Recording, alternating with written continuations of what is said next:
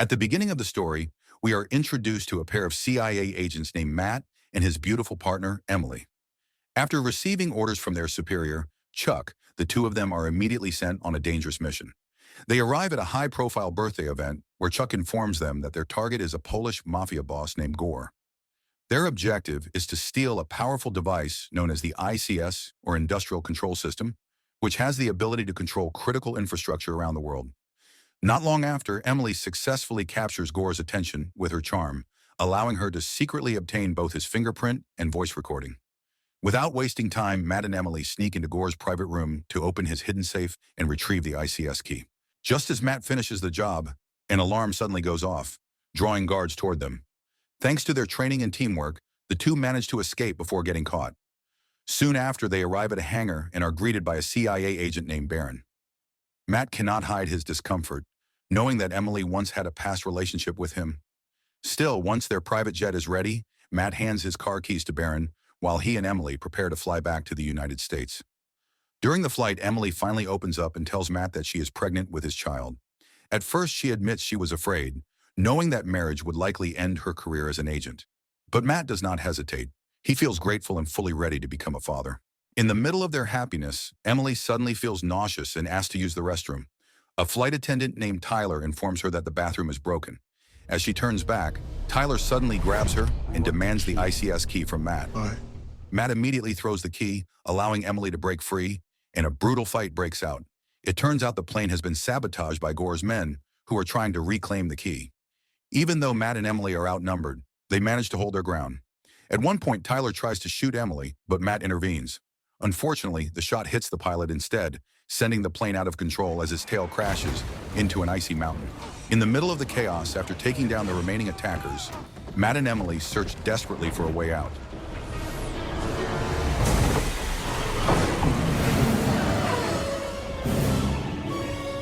Matt finds a parachute and straps it onto Emily, telling her to protect their child.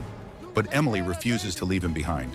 As the plane plunges toward disaster, she locks her legs in place and jumps with him. After landing safely, Emily asks what they should do next. Realizing the ICS key is gone, Matt suggests they disappear and live a normal life. He believes the CIA will assume they both died in the crash. From that moment on, everything changes. This is back in action. 15 years later, Matt and Emily are now living a quiet life with their two children. Matt works as a soccer coach while Emily stays at home as a full-time mother. Their past as elite agents is completely unknown to their kids, Alice and Leo, who only believe their parents were once volunteers. One day, Matt and Emily drive their children to school. During the ride, Alice seems distant and annoyed with her parents. When Emily invites her to have dinner together later that night, Alice quickly refuses and says she already has plans to study with her friends. After arriving at school, Matt and Emily ask Leo to keep an eye on his sister. Leo, who loves technology, is wearing a smart ring on his finger, which immediately catches Matt's attention. He reminds Leo that he is still too young to rely on gadgets like that. Moments later, Emily is shocked when she sees Alice kissing a boy at school. Realizing her parents are still nearby, Alice quickly calls them and asks them to stop watching her. That is so creepy. Are those binoculars? I'll be home after I'm done studying at Annalise's. Bye. Okay. You gotta be more discreet. That night, Emily becomes suspicious and checks Alice's laptop. She finds messages showing that Alice is planning to go somewhere with her boyfriend. Worried for her safety, Emily and Matt immediately head out to track her down. They soon arrive at a nightclub where they find Alice partying with her boyfriend and friends. Upset that she lied, Emily tells her to come home. But a group of men steps in and blocks their way, triggering a fight.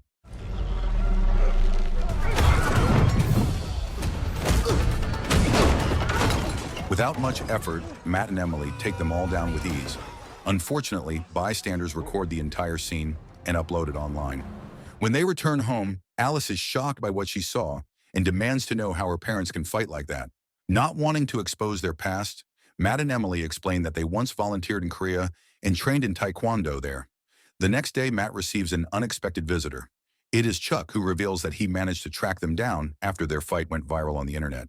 Chuck demands that Matt and Emily hand over the ICS key. Matt insists they do not have it, but Chuck warns them that Baron has joined forces with Gore, and both sides will continue hunting them down to reclaim the key. It is not just Gore's men anymore. The CIA is also after them, believing they sold the device. Emily tries to convince Chuck that they truly have no idea where the key is. But before anything can be settled, one of Gore's men suddenly shoots Chuck, killing him instantly, then turns his weapon on Matt and Emily. Realizing they are completely surrounded, Matt quickly comes up with a plan to escape. Gore's men rush in to trap them, but at the last moment, they are thrown off, allowing Matt and Emily to break free. A high-speed chase quickly follows. During the chaos, Emily takes down one attacker after another.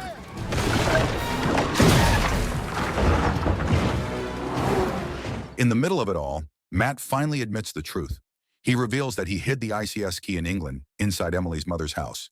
He did it to make sure the key would never fall into the wrong hands. Emily is furious that he kept such a secret for 15 years. But with their family in danger, she puts her anger aside and tells him to go get it. Gore's men continue firing at their car, but Matt comes up with a clever move. He grabs a pack of Mentos and an old bottle of soda from Leo, throws them at the attackers, and triggers an explosion that flips their vehicle over. Believing they are finally safe, Matt and Emily arrive at the school and quickly pick up Alice and Leo. Without wasting time, they head straight to the airport. Emily tells the kids they are going on a trip to England to visit their grandmother. Alice is annoyed, having never known her grandmother was even still alive. The next day, as they arrive in England, security cameras detect the family's presence. Barron and other CIA agents quickly move in and direct them onto a bus. Before long, Matt and Emily realize that some of Gore's men are also on board. Acting fast, Matt leads his family off the bus and secretly steals a car without Alice or Leo noticing. He tells the kids to hand over their phones and warns them not to use the internet at all while they are in England. Both Alice and Leo are confused by their parents' behavior. To ease the tension, Matt and Emily turn on some disco music and try to keep the mood light as they continue their journey. After some time on the road, the family stops at a gas station. Alice and Leo head inside the convenience store to buy some snacks. While looking around, Alice grows even more suspicious when she notices that her parents' passports are using fake names. Seeing that Leo has a gaming console that can connect to the internet, she asks him to look up information about their parents. Unexpectedly, while Emily is refueling the car, one of Gore's men approaches her. As trained former agents, Matt and Emily remain calm at first. But the moment the attacker makes his move, a fight breaks out. Without much effort, they take down all of Gore's men. Alice and Leo watch in shock, completely stunned by what their parents are capable of. Once the area feels safe, Matt quickly leads his family away. Not long after, they accidentally cross paths with Barron and his team. Matt jumps out of the vehicle and shoots at a cement truck, causing it to block the road and trap the CIA agents behind it. After that, Matt and Emily finally admit the truth to their children, revealing that they were once secret agents. Realizing that Leo had connected to the internet earlier, Matt immediately takes his gaming console and throws it away. Meanwhile, Barron, along with his assistant Wendy, checks on Gore's injured men at the gas station. One of the CIA agents informs him that they have tracked a gaming console that could lead them directly to Matt and Emily. Not long after, Emily and her family finally arrive at her mother's house, the grandmother of Alice and Leo. The mansion is massive, leaving both kids in awe. However, Emily's mother, Ginny, is clearly shocked by her sudden arrival and by the fact that she now has grandchildren. Inside the house, Emily urges Matt to explain everything about the ICS key to Ginny. In the middle of their conversation, Ginny's partner, Nigel, arrives and warmly welcomes the family. He also shows Alice and Leo around the house, including a collection of items once used by secret agents. As the conversation continues, the truth behind Emily and her mother's strained relationship comes to light. When Emily was young, Ginny was still an active agent and had to send her to a boarding school in America because she had no time to raise her herself. She did it believing it was the best choice for Emily's future.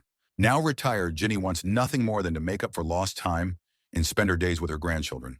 Elsewhere, Barron and the CIA team realize they have been misled. The gaming console they were tracking turns out to be inside a cargo truck. Wendy continues scanning nearby locations and discovers a residential complex that raises suspicion.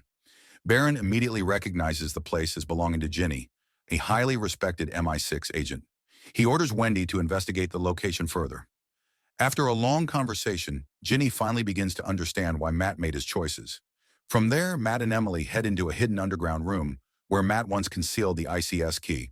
It does not take long for them to retrieve it, but their relief is short-lived when an armed group suddenly ambushes them. At the same time, Emily quietly makes her way back into the house and finds Ginny and Nigel tied up. After freeing them, armed men confront Matt and Emily and force them to face a terrifying choice. Leo and Alice are being held hostage. With no other option, Matt offers the ICS key in exchange for his children's safety. In the middle of this tense standoff, Chuck unexpectedly appears. He reveals that he orchestrated the earlier shooting to force Matt into retrieving the hidden key. He also admits that his failure in the past led to his removal from the CIA. Before anyone can react, Ginny manages to overpower some of Chuck's men, triggering another intense fight. Unfortunately, Chuck and his remaining allies manage to seize Leo and Alice. Seeing their children in danger, Matt and Emily try to fight back, but they are quickly overpowered and knocked unconscious. Chuck escapes with the children in his custody. Sometime later, Matt, Emily, Ginny, and Nigel regain consciousness and rush to check the security footage. When Matt notices that Leo is still wearing his smart ring, he tracks its signal and identifies a location believed to be where Chuck plans to auction off the ICS key. That night, Chuck presents the ICS to 4 wealthy buyers who are ready to pay a fortune for it. He orders his associate, Daphne, to demonstrate its power by shutting down the electricity across London. As the city goes dark, and ours. Matt and Emily arrive at the building, immediately realizing that Chuck is behind the blackout. Using the signal from Leo's ring, they begin searching for their children. Meanwhile, after restoring the power across London, Daphne is instructed by Chuck to open a nearby dam. The rising water level sends the workers into panic as the danger quickly escalates. Elsewhere, Emily and Matt finally come face to face with Chuck's men, and another intense fight breaks out. Working together with perfect coordination, the husband and wife manage to take them down. But their relief is short-lived when they suddenly encounter Baron and his team. Thankfully, now knowing that Matt and Emily are on the right side, Baron chooses to help them rescue Leo and Alice and bring Chuck to justice. Without hesitation, they launch an attack.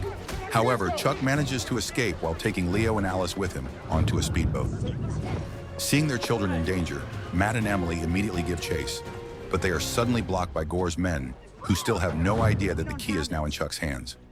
In the middle of the chaos, Ginny steps in. As a legendary former agent, she calmly takes aim with her rifle, forcing Gore's men to retreat. This gives Matt and Emily the opening they need to jump onto their motorcycles and chase after Chuck's speedboat. The pursuit becomes even more intense as Gore's men continue firing at them from behind.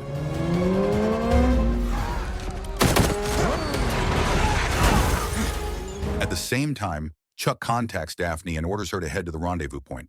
As she rushes toward her car, Nigel suddenly crashes into it, knocking her out. He quickly tries to use the ICS key to shut down the dam so Chuck cannot escape, but he has no idea how the system works. In desperation, he calls Ginny for help, yet even her instructions fail to guide him properly.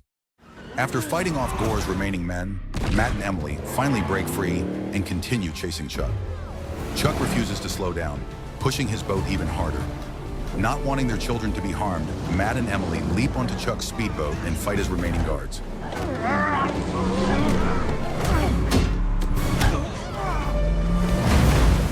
Meanwhile, a frustrated Nigel slams the laptop in anger, and by pure accident, triggers a hidden command that begins closing the dam. As the dam starts to shut, Emily tells the children to jump to safety. With no way out, Chuck turns to fight Matt one last time. The two former friends clash fiercely until Emily steps in, helping Matt overpower him. Chuck collapses, helpless, as the speedboat slams into the dam and explodes.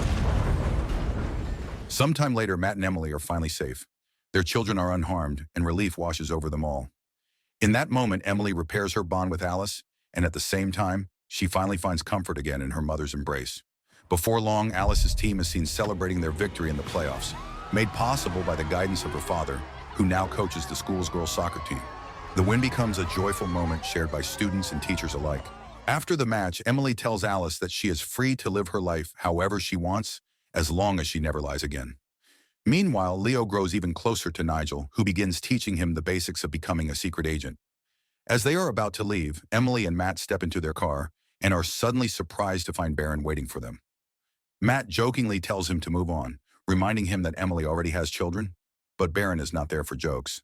He reveals that Chuck's body was never found, and he asks Emily to bring in her father, who turns out to be a legendary agent as well, to help track Chuck down. And with that, the story comes to an end. So the moral of the story is never trust a quiet family road trip, never let your kid use public Wi-Fi, and if someone says they are just a volunteer, they are probably a retired super spy hiding an apocalypse button in the basement.